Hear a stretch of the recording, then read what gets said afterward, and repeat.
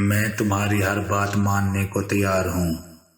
یہ سن کر اس پر اسرار مجسم نے کہا کہ میں تمہیں ایک درخت کے بارے میں بتاتا ہوں جس کے پتوں میں انسانوں کے لیے علاج و شفا ہے۔ تم اس کے پتوں سے لوگوں کا علاج معالجہ کرنا اور جائز منافع کماتے رہنا، لوگوں کو شفا ملتی رہے گی اور تمہاری غربت کا خاتمہ بھی ہو جائے گا۔ لیکن تمہیں مجھ سے یہ عہد کرنا ہوگا کہ تم علاج کا بہت کم معاوضہ لیا کرو گے اور غریبوں اور بے سہارا لوگوں کا تم مفت علاج کرو گے۔ لکڑہارے نے اس بات کا بھی عہد کر لیا۔ لکڑہارے کے عہد و پیمان کے بعد اس پر اسرار مجسم نے اس درخت کی شناخت کروائی اور فوراً غائب ہو گیا۔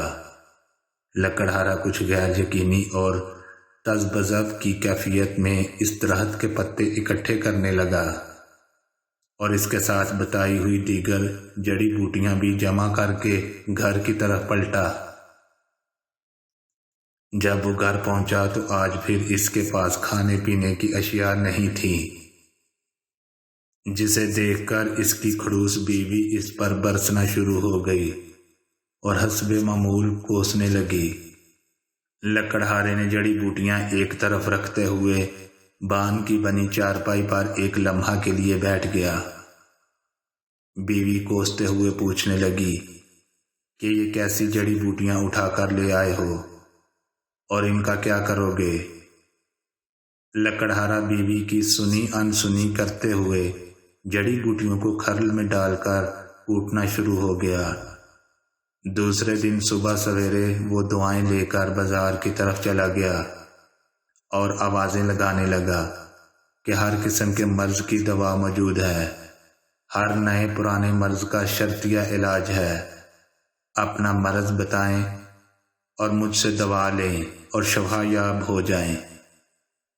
لوگ اس کی آوازیں سن کر ہنسنے لگے اور اس کا مذاق اڑانے لگے، لیکن لکڑہارا بدستور اپنی آوازیں نکالتا رہا، جسے سن کر ایک عورت روتی ہوئی اپنی بیٹی سمیت اس کے پاس آئی اور کہنے لگی کہ اس کی بیٹی پیٹ درد کی وجہ سے مرے جا رہی ہے اور اس کا درد کسی دوا سے ٹھیک نہیں ہوا۔ لکڑہارے نے اس بوڑھی خاتون سے کہا کہ میری دوا اپنی بیٹی کو کھلاؤ، وہ صحت یاب ہو جائے گی۔ بوڑھی عورت نے کہا اس کا علاج تو بڑے بڑے حکماں بھی کرنے سے قاصر رہے، تمہاری دعا کیا خاک کام کرے گی؟ لیکن لکڑہارے نے بڑے پر اعتماد طریقے سے اس بچی کو پانی کے ساتھ دوا کھلا دی اور دیکھتے ہی دیکھتے بچی کا درد غائب ہو گیا۔ یہ دیکھ کر وہ بڑھیا بہت خوش ہوئی اور بہت حیران بھی۔ یہ سارا ماجرا دیکھنے کچھ لوگ اور بھی اکٹھے ہو گئے تھے۔ سب حیران ہوئے۔ بڑھیا نے لکڑہارے سے دوا کی قیمت پوچھی تو لکڑہارے نے کہا صرف 3 روپے۔ بڑھیا کو اور باقی تمام لوگوں کو اس دوا کی اتنی کم قیمت سن کر بہت تعجب ہوا اور بڑھیا نے شکریہ کے ساتھ 3 روپے ادا کر دیے۔ لوگوں میں اس کا چرچا عام ہو گیا۔ جوک در جوک مریض آتے اور سستا علاج کرواتے اور باقی لوگوں میں چرچا عام ہوتا چلا گیا۔ جوں جوں لکڑہارے کی دوا مشہور ہوتی گئی، لوگ زیادہ آنے لگے۔ لکڑہارا روزانہ وقت نکال کر جنگل جاتا اور حسب ضرورت اسی درخت کے پتے اور دیگر جڑی بوٹیاں لاتا اور گھر میں پیس کر دوا تیار کرنے کے بعد مریضوں کا علاج کرتا۔ دیکھتے ہی دیکھتے لکڑہارا امیر ہونے لگا اور اب تو غریب لوگوں کی مالی امداد بھی کرنے لگا۔ ایک روز ایک خوبرو جوان لکڑہارے کے پاس دوا لینے آیا۔ لکڑہارے نے حسب معمول بہت کم قیمت پر اسے دوا دی تو وہ آدمی بہت خوش ہوا اور پوچھنے لگا کہ کیا تم نے مجھے پہچانا؟ لکڑہارا اسے تجسس سے دیکھنے لگا لیکن اسے پہچان نہیں پایا اور کہنے لگا نہیں، میں نہیں جانتا آپ کون ہو۔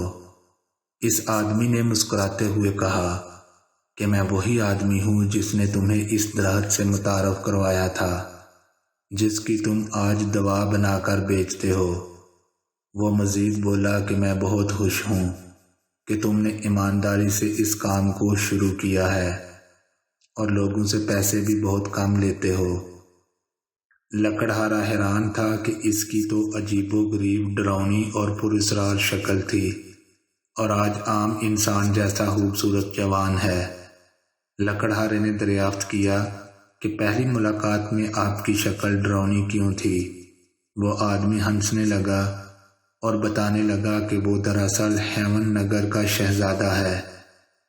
اس نے آگے بتایا کہ وہ اور اس کا بھائی گیند کھیل رہے تھے کہ ان کی گیند جھاڑیوں میں گر گئی، اور جب وہ اسے لینے گیا تو وہاں ایک بزرگ بیٹھے نظر آئے جو اپنی عبادت میں مصروف تھے۔ دراصل ہماری بال غلطی سے ان کو جا لگی تھی جس سے ان کی عبادت میں خلل آیا تھا۔ میں تو بچہ تھا اور بہت شرارتی بھی تھا۔ گیند لینے گیا تو ان بزرگوں کی ناگواری پہ میں بدتمیزی سے پیش آیا اور ساتھ ہی انہیں ٹھوکر بھی مار دی، جس کی وجہ سے بزرگوں نے مجھے بد دعا دی اور میری شکل بگڑ گئی۔ شکل بگڑنے کے بعد میں انتہائی پریشانی کے عالم میں ان سے معافی طلب کرنے لگا، لیکن بزرگ انسان نے ایک شرط رکھی کہ اس کا حل تب ہی ممکن ہے کہ تم اچھائی بانٹتے رہو اور مخلوق تم سے خائف نہ ہو، اور کوئی ایسا اچھا کام کرو جس سے مخلوق مستفید ہو۔ مجھے اس درخت کے بارے میں اپنے اجداد کی تحقیقی مواد سے معلوم ہوا تھا کہ اس میں ہر بیماری کے لیے شفا ہے۔ کوئی انسان میرے قریب ہی نہیں ٹھہرتا تھا کہ میں یہ اچھا کام کر کے اپنی سزا کا مداوع کر سکوں۔ جو بھی مجھے دیکھتا ڈر کے بھاگ کھڑا ہوتا۔ میں نے اس سزا کی قید میں برسوں گزار دیے، تب جا کر تم سے میری ملاقات ہوئی، اور یوں تمہاری ایمانداری کی وجہ سے اس بد دعا کا اثر ختم ہوا اور دوبارہ میری انسانی شکل بحال ہوئی۔ اس کے ساتھ ہی وہ تسلسل میں بولا کہ اب مجھے اجازت دو۔ وہ یہ کہہ کر رخصت ہو گیا۔ لکڑہارا اپنی ایمانداری کی وجہ سے امیر تر ہوتا گیا اور لوگوں کا بہت قلیل سے پیسوں میں علاج کرتا رہا، اور عیش و عشرت اس کے پاؤں چومنے لگے۔